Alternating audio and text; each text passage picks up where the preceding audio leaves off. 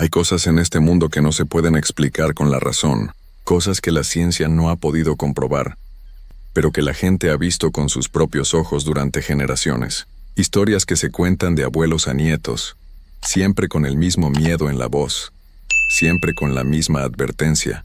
Y cuando muchas personas, en diferentes tiempos y lugares, cuentan lo mismo, una y otra vez, quizás no sea solo imaginación. Quizás haya algo de verdad en esas sombras que se mueven cuando nadie mira. Esta es una de esas historias que todavía se susurran en el Valle del Mezquital, en Hidalgo. Una historia que ha dejado marcas en las familias de esa región, marcas que no se borran con el tiempo. Hace muchos años, cuando en el Valle del Mezquital todavía no llegaba la luz eléctrica, las noches eran diferentes a como las conocemos ahora. La oscuridad era completa, profunda, y la gente vivía con el miedo metido en el cuerpo desde que el sol se escondía detrás de los cerros. Las casas se iluminaban con lamparitas de parafina que apenas daban una luz temblorosa, amarillenta, que hacía que las sombras bailaran en las paredes de adobe. En esos tiempos, la gente del Arenal y de las comunidades cercanas conocía muy bien las historias de las brujas. No eran cuentos para asustar a los niños, no señor. Eran advertencias reales, cosas que pasaban de verdad. Las madres no dejaban solos a sus bebés recién nacidos, ni por un momento cuando caía la noche. Colocaban tijeras abiertas en forma de cruz bajo las cunitas de madera, ponían espejos junto a donde dormían los pequeños, echaban sal en las puertas y las ventanas, pintaban cruces grandes con cal blanca en las paredes de las habitaciones donde estaban los niños. Y cuando alguien preguntaba por qué hacían todo eso, las abuelas contestaban con voz seria: «Es para protegernos de ellas», decían, «de las que vienen en la noche buscando sangre fresca». La gente del valle sabía que las brujas eran mujeres que vivían entre ellos, mujeres normales durante el día, que caminaban por el pueblo, que saludaban a los vecinos, que compraban en el mercado. Pero cuando llegaba la noche y todos dormían, esas mujeres hacían algo terrible. Se encerraban en sus cocinas frente al fogón donde todavía brillaban las brasas del día. Ahí en la oscuridad, murmuraban palabras que nadie más debía escuchar. Palabras antiguas, palabras prohibidas. Y entonces pasaba algo que helaba la sangre. Se arrancaban las piernas, así como suena. Se las quitaban y las dejaban ahí, junto al fuego mientras sus cuerpos se transformaban. Las plumas brotaban de su piel, sus brazos se convertían en alas, y donde antes había una mujer, ahora había un guajolote. Pero no era un guajolote común y corriente. Este animal se envolvía en llamas rojas y amarillas, y salía volando por la ventana de la cocina, dejando un rastro de fuego en el aire. Los que estaban despiertos a esas horas podían verlas. Bolas de fuego que cruzaban el cielo nocturno, brincando entre los cerros. Bajaban desde la cordillera de los Frailes dando saltos enormes, iluminando la oscuridad con su resplandor infernal. Y cuando aterrizaban, lo hacían entre los mezquites, esos árboles retorcidos que crecen en toda la región. Ahí se escondían, esperando el momento perfecto. ¿Qué buscaban? El llanto de un recién nacido. Ese era su guía, su señal. Las brujas podían escuchar el llanto de un bebé desde muy lejos, y volaban directo hacia ese sonido como si una fuerza invisible las jalara. Buscaban las casas donde había niños pequeños, especialmente los que acababan de nacer. Los que todavía no habían sido bautizados eran su objetivo favorito. Entraban sin hacer ruido, aprovechando que los padres dormían profundamente, cansados del trabajo del día. Se acercaban a las cunas, y con picos que parecían navajas chupaban la sangre de los pequeñitos. Al día siguiente los bebés amanecían pálidos, débiles, sin fuerzas para llorar. Algunos no sobrevivían. Las familias lloraban sin entender qué había pasado. Pero los viejos del pueblo lo sabían. Había sido una bruja. En la comunidad de Pueblo Nuevo, entre los cerros, la gente juraba que las brujas eran más activas. Por las noches, desde sus casas, podían ver las luces rojas que saltaban de un cerro a otro. Iban y venían como si estuvieran jugando, pero todos sabían que no era ningún juego. Estaban cazando, buscando su próxima víctima. Un escritor de la región, un hombre indígena que conocía bien las historias de su pueblo, se dedicó a escribir todo lo que pasaba. Documentó casos reales de niños que habían fallecido sin explicación. Pequeños que se quedaban dormidos y al amanecer ya no despertaban, sin sangre en sus cuerpecitos. Los doctores no encontraban razón médica para esas tragedias, pero la gente del pueblo no necesitaba que un doctor se los explicara. Ellos sabían la verdad. Las brujas habían visitado esas casas durante la noche. Estos casos se siguieron presentando durante muchos años, incluso hasta finales de los años 80. Sí, aunque parezca mentira, hasta hace no tanto tiempo seguían pasando estas cosas. Las madres vivían con terror, sin poder dormir tranquilas, siempre alertas, escuchando cualquier ruido extraño, porque sabían que en cualquier momento, una de esas criaturas podía entrar a su casa. Y si no estaban preparadas, si no habían puesto las protecciones necesarias, podían perder a su hijo más pequeño. Pero de todas las historias que se cuentan en el Valle del Mezquital, hay una que la gente recuerda más que ninguna otra. Una historia que pasó hace muchísimos años, pero que todavía hace que la piel se erice cuando alguien la cuenta. Es la historia de un muchacho curioso que se atrevió a hacer algo que nadie más había hecho. Algo muy peligroso, algo que casi le cuesta la vida. El muchacho se llamaba Ignacio.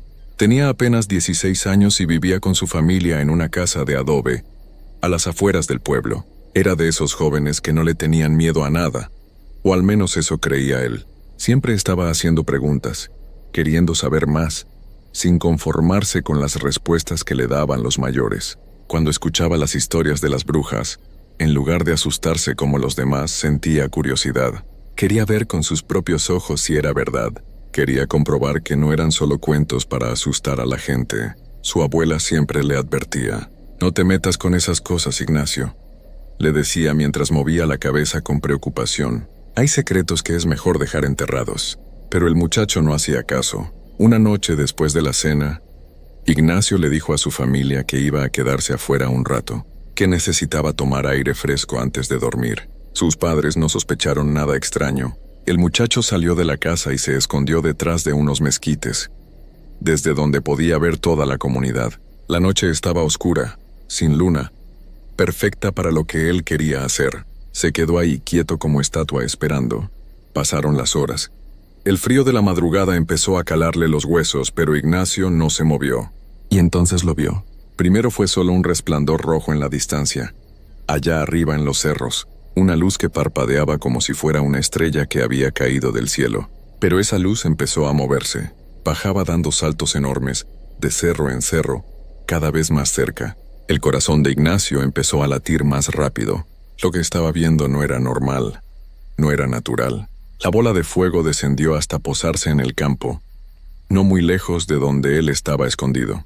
Las llamas se apagaron de repente, y en la oscuridad Ignacio pudo distinguir la silueta de un guajolote. Pero era enorme, mucho más grande que cualquier ave normal. Sus ojos brillaban en la noche como brasas encendidas. El animal caminó unos pasos, picoteando el suelo, moviendo la cabeza de un lado a otro como si estuviera buscando algo, o a alguien. Ignacio contuvo la respiración. No se atrevía ni a parpadear. Y entonces el guajolote se detuvo. Volteó su cabeza directamente hacia donde estaba escondido el muchacho. Esos ojos rojos lo miraban fijamente atravesándolo. El miedo recorrió todo el cuerpo de Ignacio como un chorro de agua helada. La criatura sabía que estaba ahí. Lo había descubierto. El guajolote empezó a caminar hacia él, lento, pausado, como si tuviera todo el tiempo del mundo. Ignacio quiso correr, pero sus piernas no le respondían. Estaba paralizado, pegado al suelo. La criatura se acercaba más y con cada paso, Ignacio podía escuchar un sonido extraño, un susurro, palabras que no entendía, en un idioma que no conocía pero que hacían que su cabeza diera vueltas. De pronto el guajolote abrió su pico y de su garganta salió una voz de mujer, rasposa, vieja, llena de rabia. «¿Por qué me espías, muchacho?» Ignacio no podía hablar. Tenía la garganta cerrada del terror. ¿Crees que puedes jugar con nosotras sin consecuencias? ¿Crees que somos un espectáculo para tu diversión? La criatura estaba ya a pocos pasos de él. Ignacio podía sentir el calor que emanaba de su cuerpo. Un calor que olía a azufre y a carne quemada. Ahora vas a aprender lo que les pasa a los curiosos. En ese momento, algo dentro de Ignacio despertó. El instinto de supervivencia. Logró mover su mano hasta el bolsillo de su pantalón, donde llevaba un pequeño crucifijo que su abuela le había dado cuando era niño. Nunca se lo quitaba, aunque tampoco le había dado mucha importancia. Con dedos temblorosos, sacó el crucifijo y lo levantó frente a él, entre su cara y el guajolote. El efecto fue inmediato. La criatura lanzó un chillido horrible agudo, que hizo que a Ignacio le zumbaran los oídos. El guajolote retrocedió varios pasos, sacudiendo la cabeza violentamente.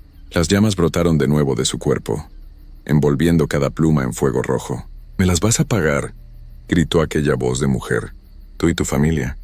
Nadie se burla de nosotras». Y con un aleteo poderoso, la criatura se elevó en el aire, convirtiéndose otra vez en una bola de fuego. Subió rápidamente hacia los cerros, dejando un rastro de chispas que caían como lluvia. Ignacio se quedó ahí temblando, abrazando el crucifijo contra su pecho.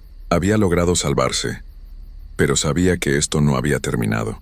La bruja había dicho que se las iba a cobrar, y las brujas nunca olvidan. Durante los siguientes días, cosas extrañas empezaron a pasar en la casa de Ignacio. Por las noches, se escuchaban rasguños en las paredes de adobe, como si alguien estuviera arañando desde afuera, intentando entrar. Las gallinas del corral amanecían sin vida, sin una gota de sangre en sus cuerpos. El perro de la familia, que antes ladraba a cualquier cosa, ahora pasaba las noches acurrucado en una esquina, temblando, sin atreverse a salir. Y la madre de Ignacio, que estaba esperando un bebé, empezó a sentirse mal, muy mal. Tenía pesadillas terribles donde veía sombras sobre su vientre, sombras con ojos rojos que querían llevarse a su hijo. Despertaba gritando en medio de la noche, empapada en sudor frío.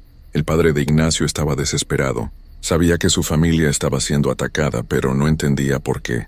Hasta que una noche, Ignacio reunió el valor para contarles la verdad. Les confesó lo que había hecho, lo que había visto, y la amenaza que la bruja le había hecho. Su padre lo miró con una mezcla de miedo y decepción. «¿Cómo pudiste ser tan tonto?», le dijo. «¿No sabes que con esas cosas no se juega? Ahora todos estamos en peligro por tu culpa». La abuela de Ignacio, que había escuchado todo en silencio, se puso de pie. «Tenemos que hacer algo», dijo con voz firme, «y tenemos que hacerlo rápido, antes de que nazca el bebé, porque si no esa criatura va a venir por él. Y esta vez no va a fallar». La abuela conocía a una mujer en el pueblo, una señora muy anciana que sabía de remedios y protecciones. Algunos decían que ella también tenía sus propios secretos, su propio poder, pero era un poder diferente, uno que se usaba para proteger, no para hacer daño. Al día siguiente, toda la familia fue a visitarla. La anciana los recibió en su casa, una casita pequeña llena de plantas secas colgadas del techo, con olor a hierbas y copal. Escuchó la historia de Ignacio sin interrumpir, asintiendo de vez en cuando con expresión seria. Cuando el muchacho terminó de hablar, la anciana suspiró profundamente. «Te metiste donde no debías», le dijo. «Ahora esa mujer te tiene marcado, y no solo a ti sino a toda tu familia». El silencio en la habitación era pesado como una piedra. «¿Hay algo que podamos hacer?», preguntó el padre de Ignacio con voz suplicante. «Mi esposa va a dar a luz en cualquier momento. No puedo permitir que le pase algo a ella o al bebé». La anciana se quedó pensando largo rato. Finalmente habló. «Hay una forma», dijo, «pero es peligrosa y va a requerir mucho valor». La anciana se levantó despacio de su silla y fue hasta un rincón de su casa. De ahí sacó una bolsita de tela amarrada con un cordel rojo. «Esto lo van a poner en la habitación donde va a nacer el bebé», explicó mientras se la entregaba a la madre de Ignacio. «Es una mezcla de hierbas bendecidas, sal de mar y tierra de cementerio. Ahuyenta a los espíritus malignos». Luego miró directamente a Ignacio. «Y tú, muchacho, tienes que hacer algo más difícil. Tienes que encontrar las piernas de esa mujer». Ignacio sintió que el piso se movía bajo sus pies. «¿Las piernas?», preguntó con voz temblorosa. «Sí», confirmó la anciana. «Las brujas dejan sus piernas junto al fogón cuando se transforman. Si encuentras esas piernas y las llenas de sal y chile molido, la bruja no podrá volver a ponérselas. Cuando regrese y vea lo que hiciste, el dolor será tan grande que tendrá que huir. Y mientras esté así, vulnerable, perderá su poder sobre tu familia». «¿Pero cómo voy a saber dónde vive?», preguntó Ignacio. «¿Cómo voy a encontrarla?». La anciana le entregó un pequeño espejo envuelto en trapo negro. «Esta noche, cuando veas la bola de fuego, síguela con la mirada hasta que aterrice. Mira a través de este espejo y podrás ver de qué casa sale». El espejo te mostrará lo que los ojos normales no pueden ver, pero tienes que ser rápido y silencioso. Si te descubre antes de que termines, no habrá nada que pueda salvarte». Esa noche, Ignacio no durmió. Se quedó otra vez escondido afuera de su casa, con el espejo en la mano. Su corazón latía tan fuerte que pensaba que todos en el pueblo podían escucharlo. Las horas pasaban lentas, pesadas, y entonces, cerca de las 3 de la madrugada, la vio. La bola de fuego apareció en el horizonte, dando sus saltos habituales entre los cerros. Ignacio levantó el espejo y miró a través de él. Lo que vio lo dejó helado. A través del cristal, podía ver el camino que seguía la criatura, un rastro brillante que conectaba los cerros con el pueblo, y ese rastro terminaba en una casa que Ignacio conocía muy bien. Era la casa de doña Martina, una mujer que vivía sola al otro lado del pueblo, una señora que siempre había sido amable con todos, que vendía tortillas en el mercado y que saludaba con una sonrisa. Nadie hubiera sospechado jamás de ella. Ignacio guardó el espejo y esperó a que la bola de fuego entrara por la ventana de esa casa. Entonces, con las piernas temblando pero con determinación, empezó a caminar hacia allá. La casa de doña Martina estaba oscura y silenciosa. Ignacio se acercó con cuidado, pisando suave para no hacer ruido. La puerta estaba entreabierta, como si alguien hubiera salido con prisa. El muchacho empujó la puerta lentamente. Adentro olía a humo y a algo más, algo dulzón y desagradable que le revolvió el estómago. En la oscuridad, apenas iluminada por las brasas del fogón, Ignacio pudo ver algo en el suelo. 2 piernas. Ahí estaban junto al fuego como si fueran parte de un maniquí, pero no eran de madera ni de trapo. Eran piernas reales con piel y todo, que terminaban en muñones sangrantes. Ignacio tuvo que taparse la boca para no vomitar. Se obligó a sí mismo a acercarse. Sacó de su morral la bolsa de sal y el chile molido que había traído. Con manos temblorosas, empezó a echar el contenido sobre las piernas. Primero la sal, que brillaba roja a la luz de las brasas. Luego el chile, que levantó una nube picante en el aire. Frotó bien la mezcla sobre toda la piel de las piernas, asegurándose de que no quedara ni un pedazo sin cubrir. Y entonces escuchó algo que casi lo hace salir corriendo. Un aleteo, fuerte, rápido, acercándose. La bruja estaba regresando. Ignacio corrió hacia la puerta justo cuando la bola de fuego apareció en la ventana. Logró salir de la casa y se escondió detrás de un nopal grande que crecía en el patio. Desde ahí, temblando, observó lo que pasó después. La bola de fuego entró por la ventana y las llamas se apagaron. Escuchó pasos pesados dentro de la casa, pasos de animal, y luego un grito tan horrible, tan lleno de dolor y furia que hizo que los perros de todo el pueblo empezaran a aullar. «Maldito seas», gritaba la voz de doña Martina desde dentro. «Maldito seas 1000 veces». Ignacio escuchó golpes, como si alguien estuviera tirando muebles. Platos que se rompían, ollas que rodaban por el suelo, y entonces una luz brillante salió de la casa. No era roja como antes, sino azul pálido, enfermiza. La luz subió al cielo dando tumbos, como si le costara trabajo volar. Se alejó hacia los cerros, pero ya no daba esos saltos grandes y seguros. Iba tambaleándose, cayendo y volviendo a subir, hasta que desapareció en la oscuridad. Ignacio esperó un rato más antes de atreverse a moverse. Cuando finalmente lo hizo, corrió a su casa sin mirar atrás. Al día siguiente, toda la comunidad se enteró de que doña Martina había desaparecido. Su casa estaba vacía, la puerta abierta, todo revuelto por dentro, y un olor terrible que salía de la cocina. Nadie se atrevió a entrar a investigar mucho. Simplemente cerraron la casa y con el tiempo la gente dejó de hablar del tema. Pero todos sabían, aunque no lo dijeran en voz alta, que doña Martina había sido una de ellas, una bruja, y que algo había pasado esa noche que la había obligado a irse para siempre. 3 días después, la madre de Ignacio dio a luz, una niña hermosa, sana, llena de vida. El parto fue tranquilo, sin complicaciones. No hubo visitas nocturnas. No hubo rasguños en las paredes. No hubo bolas de fuego sobre su casa. La familia de Ignacio respiró aliviada. La amenaza había terminado, o al menos eso pensaron. Pasaron los años. Ignacio creció, se casó, tuvo sus propios hijos. Nunca volvió a hablar de aquella noche, ni siquiera con su esposa. Era un secreto que guardó en lo más profundo de su corazón. Pero hay algo que nunca pudo olvidar, algo que lo persiguió hasta el día de su muerte. Años después de aquel encuentro, cuando Ignacio ya era un hombre mayor, estaba en el mercado del pueblo comprando verduras, y entonces la vio, al otro lado del mercado, entre la gente. Había una mujer muy anciana. Caminaba encorvada apoyándose en un bastón, arrastrando los pies con dificultad. Cuando esa mujer levantó la vista, sus ojos se encontraron con los de Ignacio. Eran los mismos ojos, aquellos ojos rojos que había visto en la oscuridad tantos años atrás. Ahora ya no brillaban, estaban apagados, cansados. pero eran los mismos. La anciana le sonrió, una sonrisa sin dientes, y levantó su mano arrugada. Le hizo una seña, como despidiéndose, o tal vez como recordándole que ella nunca había olvidado, que sabía quién era él y lo que había hecho. Ignacio sintió el mismo terror de aquella noche, el mismo frío recorriendo su espalda. Cuando parpadeó, la anciana ya no estaba. Había desaparecido entre la multitud como si nunca hubiera estado ahí. Esta historia se la contó Ignacio a su nieto, muchos años después, cuando ya estaba en su lecho de enfermo. El nieto, que ahora es un hombre mayor, la cuenta todavía. La cuenta para que la gente no olvide, para que las nuevas generaciones sepan que hay cosas en este mundo que no se pueden explicar, cosas que es mejor respetar y no buscar. En el Valle del Mezquital, la gente ya no ve tantas bolas de fuego como antes. Dicen que las brujas se fueron cuando llegó la electricidad y las carreteras, que se escondieron en lugares más alejados, donde la modernidad no ha llegado todavía, pero los viejos del pueblo saben la verdad, saben que las brujas siguen ahí, que nunca se fueron del todo, solo están esperando que la gente se confíe, esperando que alguien olvide las protecciones, esperando que una noche una madre deje a su bebé recién nacido solo en la oscuridad, y cuando eso pase, ellas regresarán.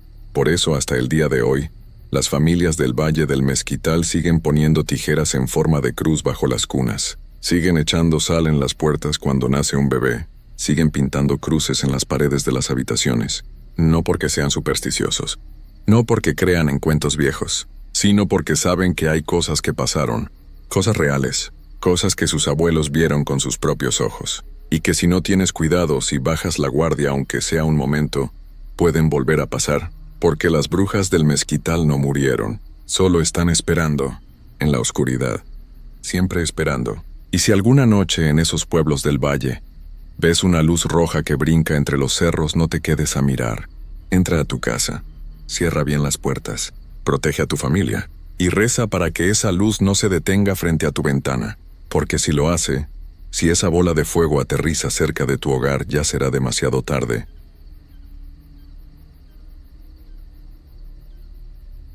A veces, la realidad supera cualquier historia que podamos inventar.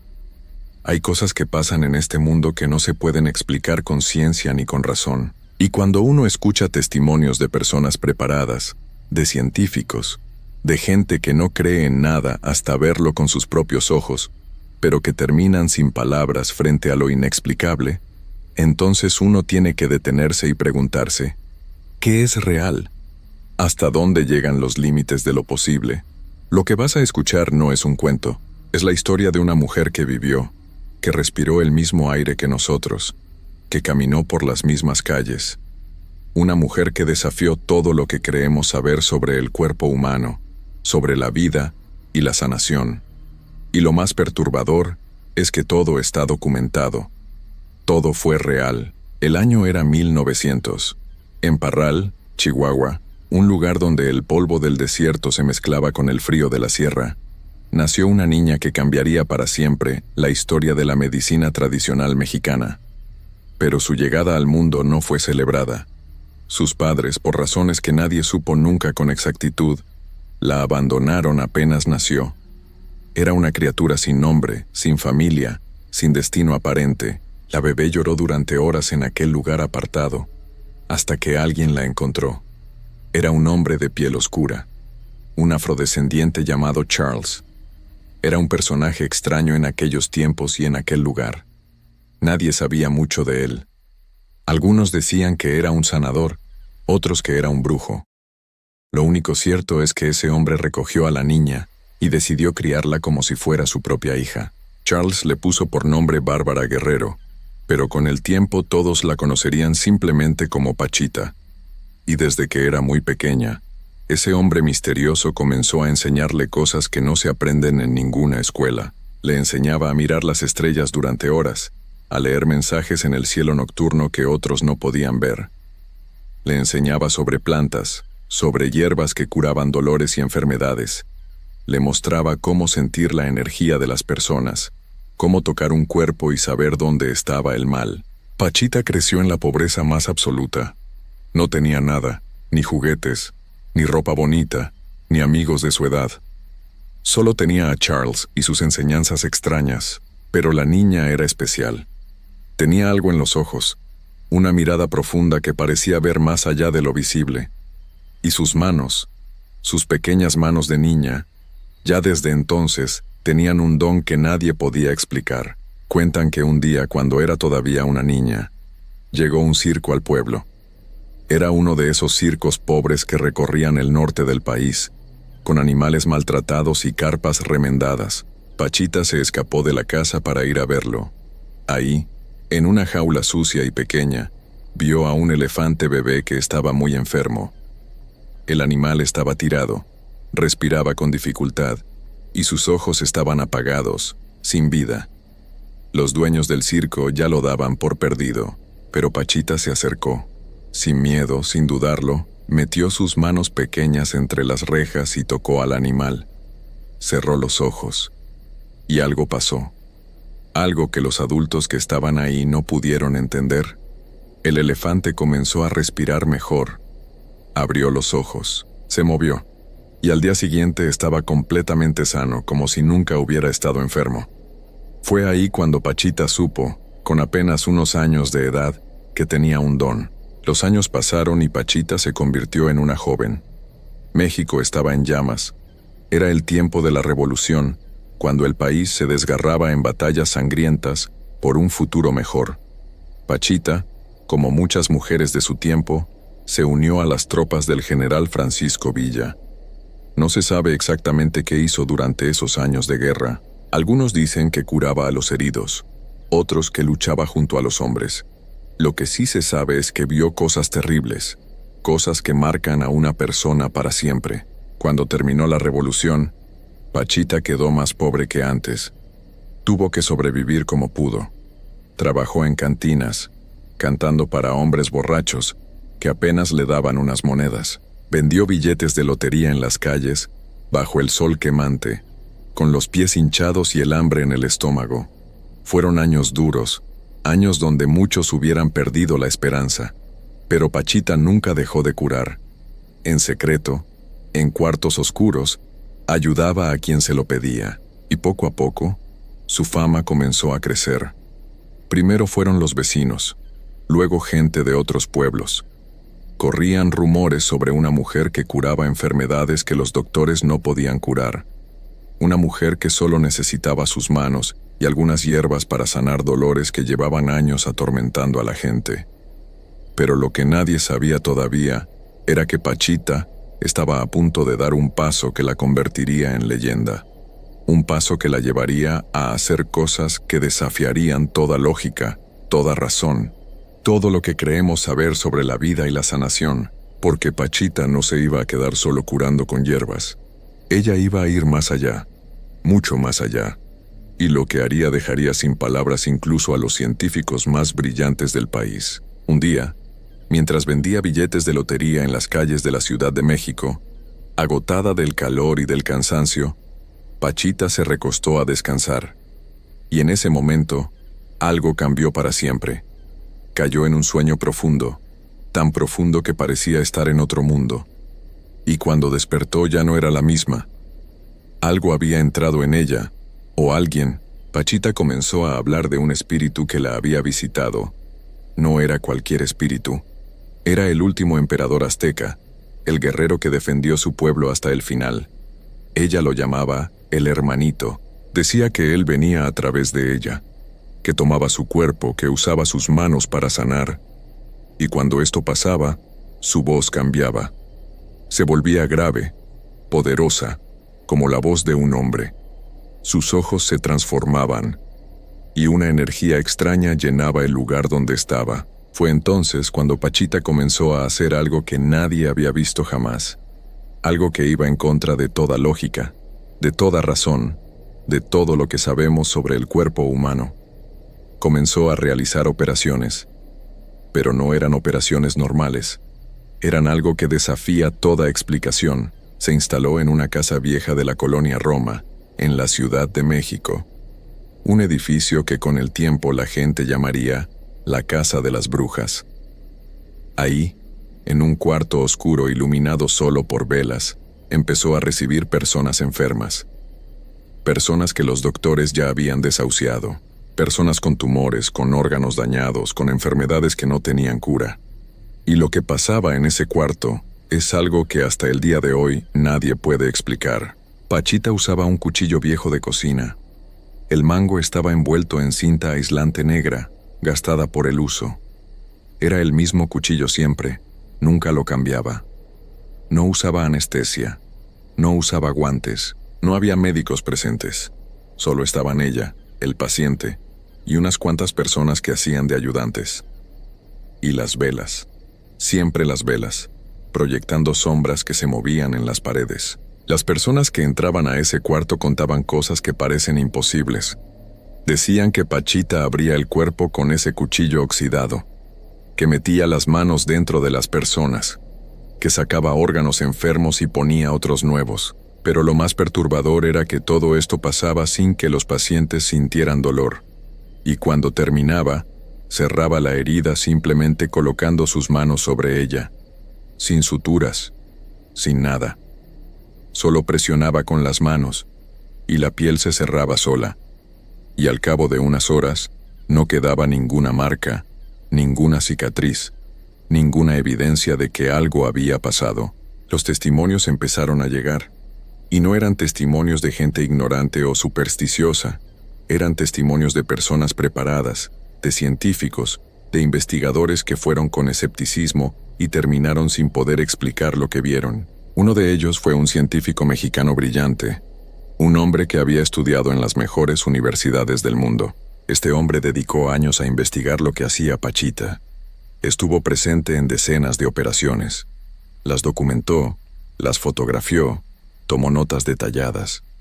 Y lo que escribió en sus libros es escalofriante. Él contó que vio cómo Pachita extraía pulmones enfermos de personas y ponía pulmones sanos en su lugar. Vio cómo abría cráneos con ese cuchillo y una sierra de plomero vieja y trasplantaba partes del cerebro. Vio cómo una niña que no podía moverse ni hablar, que los doctores decían que era un caso perdido. Después de varias operaciones con Pachita comenzó a mejorar. La niña nunca tuvo infecciones, nunca tuvo complicaciones, a pesar de que todo se hacía sin condiciones de esterilidad, sin anestesia, sin nada de lo que se supone que se necesita para una operación. Este científico vio cómo, en un momento dado, Pachita levantó la mano al aire y entre sus dedos apareció un pedazo de carne roja, palpitante. No la sacó de ningún lado. Simplemente apareció, y ella la lanzó dentro de la herida abierta de un paciente.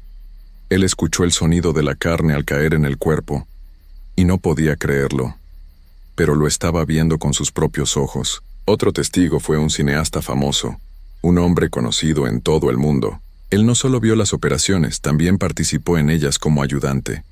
Y cuando él mismo tuvo un problema en el hígado, decidió dejarse operar por Pachita.